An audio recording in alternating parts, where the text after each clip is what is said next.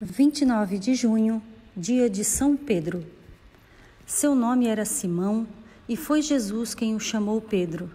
Natural de Betsaida, vivia em Cafarnaum e era pescador no lago de Tiberíades. O mestre o convidou a segui-lo, juntamente com seu irmão André. Com Tiago e João, testemunharam alguns acontecimentos importantes: a ressurreição da filha de Jairo, a transfiguração, a agonia no Horto das Oliveiras. Caminhando ao lado do Messias, Pedro emerge como um homem simples, irrequieto e às vezes até impulsivo. Vez por outra, fala e age em nome dos apóstolos. Não hesita em pedir a Jesus explicações e esclarecimentos sobre a sua pregação ou parábolas, como também o interroga sobre várias questões. Foi o primeiro a responder ao mestre diante da pergunta aos discípulos: também vocês querem ir embora? O mestre fez essa pergunta depois de falar na sinagoga de Cafarnaum, suscitando transtorno entre os discípulos. De fato, muitos deles, daquele momento em diante, decidiram não segui-lo mais.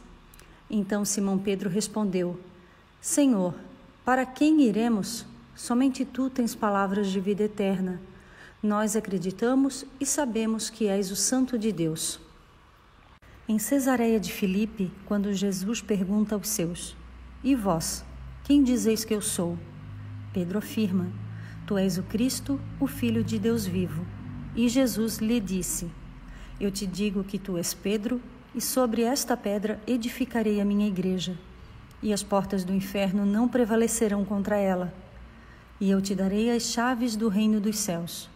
Tudo que ligares na terra será ligado nos céus, e tudo que desligares na terra será desligado nos céus. Eis o encargo que Pedro recebeu: governar a igreja. Os evangelhos revelam que Jesus quis confiar a sua igreja a um pescador instintivo e com pouca instrução, que às vezes não sabia ver a vontade de Deus. Ele protestou quando Jesus falou sobre a sua morte e paixão. Não queria que Jesus lhe lavasse os pés na última ceia. Por ser um gesto tão humilde por parte do mestre, negou por 3 vezes conhecer Jesus depois de ser capturado. No entanto, os apóstolos reconhecem a função que Jesus lhe confiou e ele toma diversas iniciativas.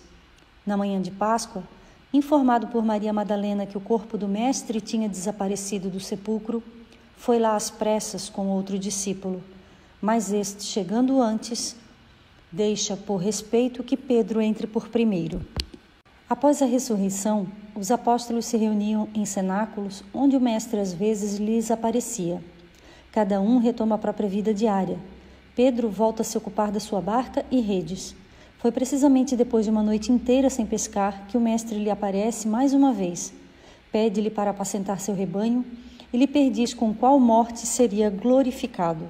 Depois da ascensão, Pedro torna-se o ponto de referência dos apóstolos e dos primeiros seguidores de Cristo. Começa a falar em público, a pregar e a fazer curas. Foi convocado, preso e solto diversas vezes pelo Sinédrio, obrigado a aceitar a autoridade com a qual falava, e o povo, entusiasta em torno a ele, aumentava cada vez mais. Pedro começa a ir de cidade em cidade transmitir a boa nova, mas volta sempre a Jerusalém. Ali, certo dia, aparece Paulo a ele e aos outros apóstolos, falando sobre a sua conversão. Pedro confirma a fé da comunidade cristã e a dirige.